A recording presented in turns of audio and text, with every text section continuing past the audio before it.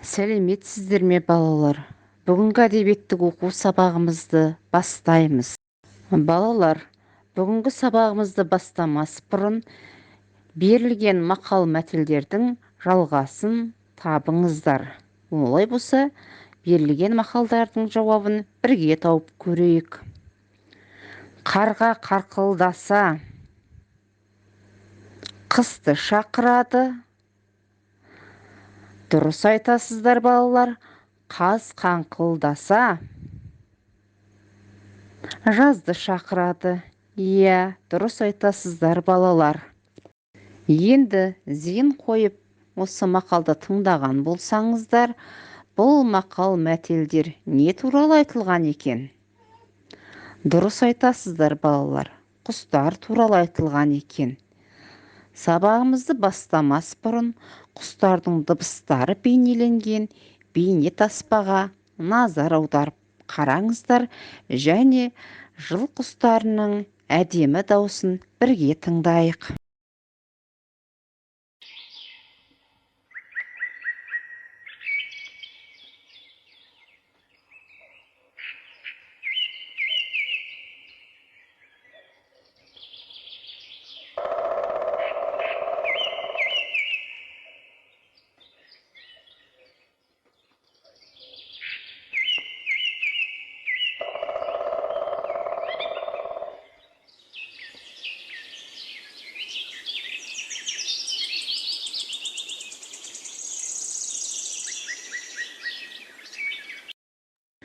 Көріп болсаңыздар, айта қойыңыздаршы, нелердің дыбыстарын естідіңіздер?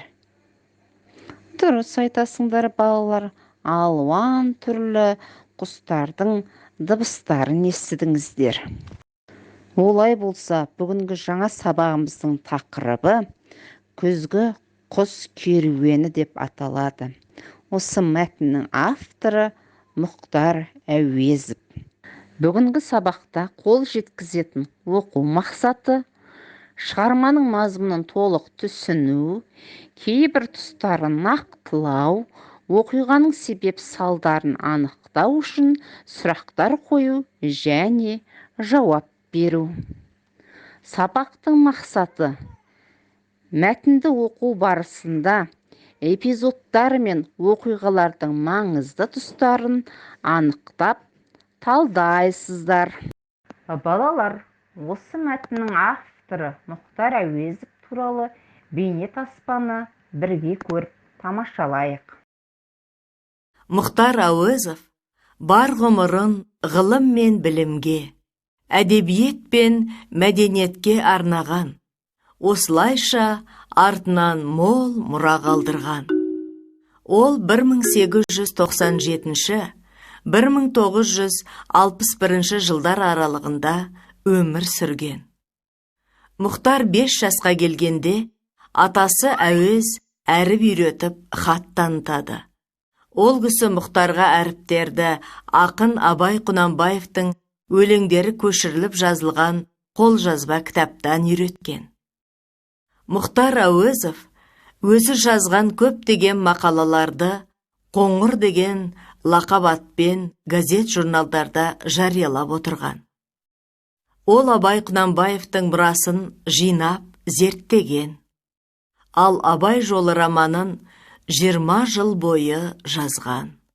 Халыққа сіңірген еңбегі үшін 1961 жылдың 10 тамызында Қазақтың мемлекеттік драма театрына Мұхтар Әуезовтың есімі берілген.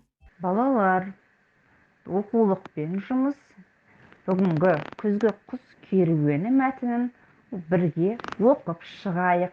Кеше мектептен келе жатып жолда әкеммен кездесіп қалдым. Біз жолыққан кезде тура біздің үстімізден тізбектеліп бір топ қаз ұшып өтті. Бұдан бірнеше күн бұрын біз у-шу болып қарқылдап ұшып бара жатқан ұзақ қарғаларды көрген едік. Әкем екеуміз үйге бірге қайттық. Ол кісі жол жөнекей құстар туралы маған мынандай әңгіме айтып берді. Жылы жаққа кетіп бара жатқан құстар топтасып, немесе тізбектеліп, көбінесе ұшпырыштанып ұшады. Әр топтың алдында өте тәжірибелі өз жолбасшысы жүреді.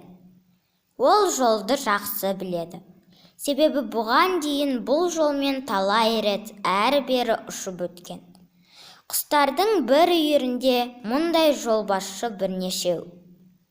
Олардың міндеті көп. Құстардың жерге қонып, тамақтанатын, демалатын орнын солар таңдайды.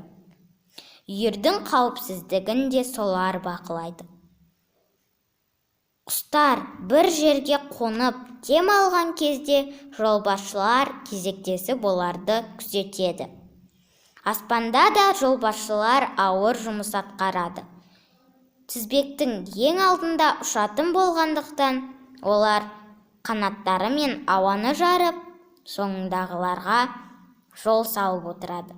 Жолбасшы салған жолмен ұшу оның соңындағы құстарға жеңіл болады. Жолбасшы салған жолмен ұшу оның соңындағы құстарға жеңіл болады.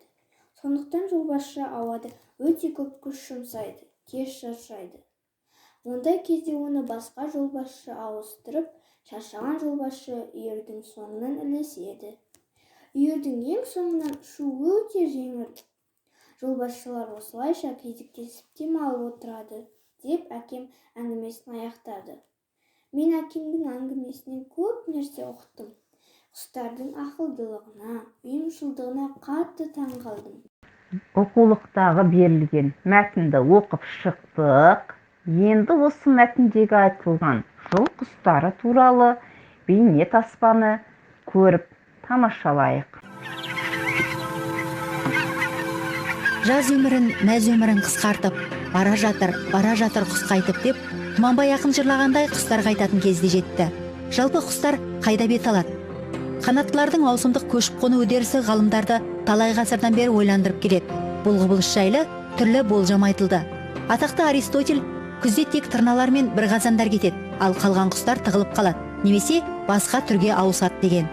Ал өсімдіктер мен жануарлар жүйесін топтастырған ғалым Карл Линней қарлығаштар қыста су астында мекендейді деген екен. Орта ғасырларда ағылшын ғалымдары құстар қыста айға қарай ұшады деп болжаған. Олар 60 күнде ұшып жетіп, азық таппағандықтан терең ұйқыға кетеді дегенді айтқан. Осылайша түрлі болжам жасау арқылы зерттеушілер құстардың маусымдық көшіп қонуының құпиясын білді. Тымқыл тұман басқан күздегі суық пен аштық құстарды солтүстіктен оңтүстікке қарай қуады. Ал оңтүстік жарты шарды мекендеп жүрген қанаттылар солтүстіктің қысына қоныс аударады. Рүстүмсік поляр шағалалары өздерінің ыстық ұяларынан 160 мың шақырым жерге барып қыстайды. Яғни олар Антарктидадан оңтүстік Африкаға сапар шегеді. Қарлығаштар 14 мың шақырымды бағындырып, оңтүстік Америкаға, Патагония жеріне барып қоныстанса, көкқұтандар жылы өлкеге жету үшін 13 мың шақырымды артқа тастайды екен. Қыста тырналар мен үйректер Ніл өзенінің жағалауын, сауысқан саршымшық, шұбаршымшықтар Франция, Испания, Италия жерін мекендесе, бұлбұлдар мен көкектер Африкада қыстайтын көрінеді.